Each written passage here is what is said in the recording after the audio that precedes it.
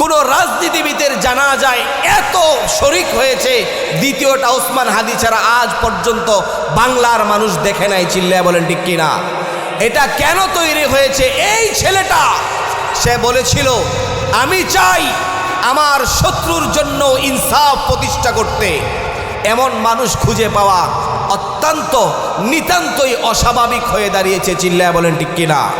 বাংলাদেশের একমাত্র যুবক ছিল শহীদ শরীফ ওসমান হাদি, যিনি কিনা আমাদেরকে আধিপত্যবাদের বিরুদ্ধে কথা বলতে শিখিয়েছে। চিল্লায় বলেন ঠিক কিনা?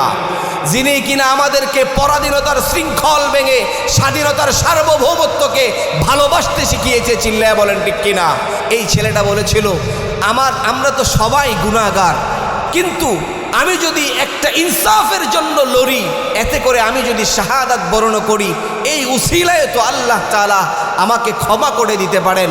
আল্লাহর কসম আমরা সকলেই দোয়া করি আল্লাহ আমার ভাই শরীফ ওসমান হাদিকে জান্নাতুল ফেরদাউসের আলা মাকাম দান করুক। প্রত্যেকে বলেন আমিন। যেই ছেলেটা গত কিছুদিন আগেও বলেছিল মৃত্যুর ফয়সালা জমিনে হয় না, মৃত্যুর ফয়সালা হয় কোথায়? চিল্লায় বলেন কোথায়? মৃত্যুর ফয়সালা হয় আসমানে। অতএব বিড়ালের মতো 1000 বছর বেঁচে থাকার চেয়ে সিংহের মতো 1 ঘন্টা বেঁচে থাকা শ্রেষ্ঠ। চিল্লায় বলেন ঠিক কিনা? এই শহীদ শরীফ ওসমান হাদি আমাদেরকে দেখিয়েছেন। আমার স্পষ্ট মনে হয় বাংলাদেশ তার জন্ম থেকে আজ অবধি পর্যন্ত কোন জানাজায় এতগুলো মানুষ একত্রে কোন মাইয়িতের জন্য দোয়া করেছে, কান্নাকাটি করেছে, এটা বাংলার জমিনে ওসমান হাদির ছাড়া দ্বিতীয় আর কারো নাই। চিল্লায় বলেন ঠিক কিনা? আপনারা দেখেছেন যখন আলেমদের জানাজা হয়, আমি নিজে আমার বুখারী আউয়ালের শায়েখ আল্লামা শাহ আহমদ শফী সাহেব রাহিমাহুল্লাহ নওয়ারাল্লাহু মারকাদাহু, ওনার জানাজায় উপস্থিত হওয়ার সৌভাগ্য আল্লাহ আমাকে দিয়েছিলেন। 7 কিলোমিটার হেঁটে তারপরে গাড়িতে উঠেছিলাম, এত মানুষ হয়েছিল। তারপর আল্লামা মুফতি আমিনী রহমতুল্লাহি আলাইহির জানাজায়, মুফতি নূর হোসেন কাসিমি রাহিমাহুল্লাহ জানাজায়, ওনারা ছাড়া বাংলাদেশের আপামর জনতা কোন রাজনীতিবিদের জানাজায় এত শরিক হয়েছে, দ্বিতীয়টা ওসমান হাদি ছাড়া আজ পর্যন্ত বাংলার মানুষ দেখে নাই। চিল্লায় বলেন ঠিক কিনা? এটা কেন তৈরি হয়েছে? এই ছেলেটা সে বলেছিল আমি চাই আমার শত্রুর জন্য ইনসাফ প্রতিষ্ঠা করতে। এমন মানুষ খুঁজে পাওয়া অত্যন্ত নিতান্তই অস্বাভাবিক হয়ে দাঁড়িয়েছে। চিল্লায় বলেন ঠিক কিনা? আপনি কল্পনা করতে পারেন যেই ছেলেটা আল্লাহ তাআলার কাছে শাহাদাতের তামান্না করেছে, আমার তো মনে হয় গোটা দেশ তার বেঁচে থাকার জন্য দোয়া করেছে। আর এই ছেলেটা নিজে আল্লাহ তাআলার কাছে দোয়া করেছে, আল্লাহ আমি যেন শাহাদাতের তামান্না আমার মধ্যে লালন করি, আমি যেন কোনো অন্যায়ের বিরুদ্ধে লড়ে আমার জীবনটা বিলিয়ে দিতে পারি।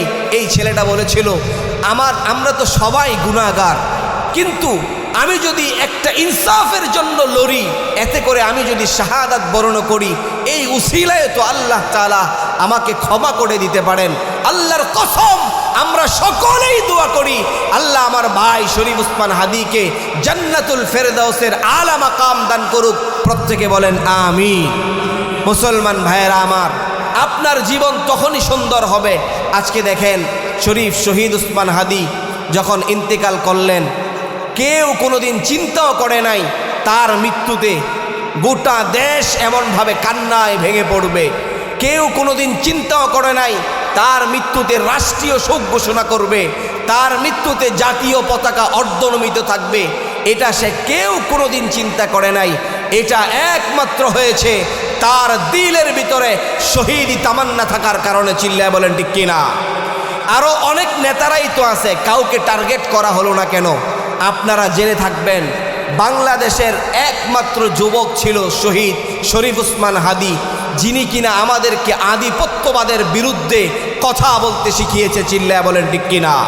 যিনি কিনা আমাদেরকে পরাধীনতার শৃঙ্খল ভেঙে স্বাধীনতার সার্বভৌমত্বকে ভালোবাসতে শিখিয়েছে। চিল্লায় বলেন ঠিক কিনা?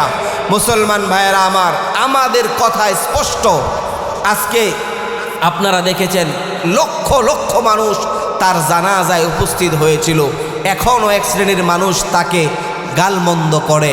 আপনারা আপনার নেতার জানাজার খবর নেন, 15-16 থেকে 15-16 হাজার বললাম না, জন সর্বোচ্চ 40 জন মানুষ আপনাদের নেতার জানাজায় উপস্থিত হয়েছিল। আর আজকে আমরা নির্দ্বিধায় বলতে পারি 40,000 নয়, কম 4 লক্ষ মানুষ তার জানাজায় উপস্থিত হয়েছে। এটা শুধুমাত্র কেবলমাত্র নেতৃত্বের ফল না, এটা মানুষের ভালোবাসা ছাড়া কিচ্ছু না। চিল্লায় বলেন ঠিক কিনা? এজন্য মুসলমান ভাইয়েরা আমার, আমরা আমাদের সন্তানদেরকেও নৈতিকতা, নৈতিকতা শিক্ষা দিব। আমরা যেন পরাধীনতার শৃঙ্খল ভাঙতে পারি। আমরা গতকালকে দেখেছি একটা বাবা তার সন্তানকে মাথায় নিয়ে কান্না করছে আর বলছে, আমার ছেলে দরকার নাই, আমার হাদি দরকার, আমি চাই আমার ছেলে হাদি হয়ে উঠুক।